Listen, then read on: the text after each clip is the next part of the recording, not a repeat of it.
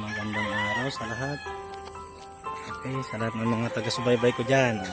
I-picture natin tong 902 square meter na corner lot dito sa Nusa Dua. Ayan.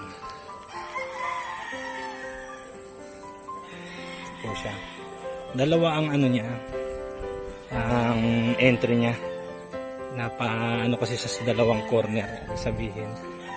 Dalawa yung kanyang street. Yung isang side nasa Kuta Street, which is ito yon.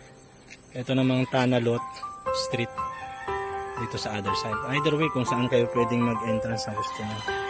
Ito yung entrada niya. Maluluwang, nasa 30, more than 30 square meter yung side na to. Doon naman siya more than 20 meters yung entrada naman niya.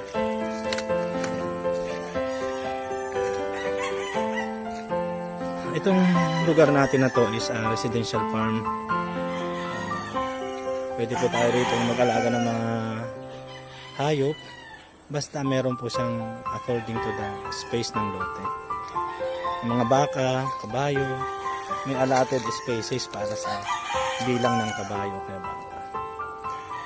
Dito sa lote na to pwede kayong kapag-alaga ng kahit na 3 kabayo dito sa ganitong kalaking space ng lote.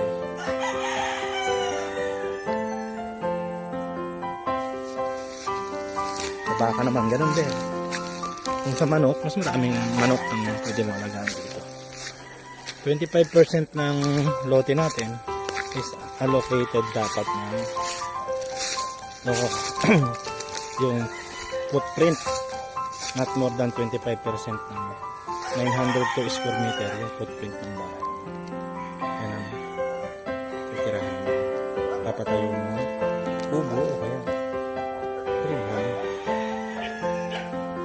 Ayan po siya kalaki. Ang sakop niya yung mangga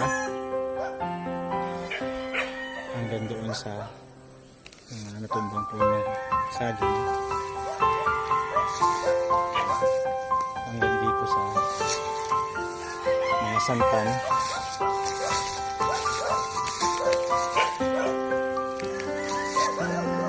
hanggang doon naman sa perimeter na bakod.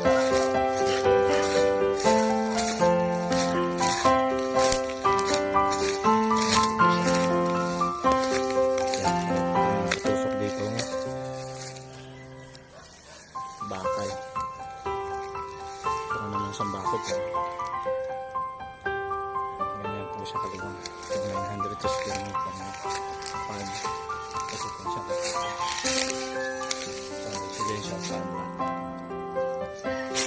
Kung mga gustong tumingin actual lot na to, pwede nyo akong contact. Ibigay ko yung contact number ko.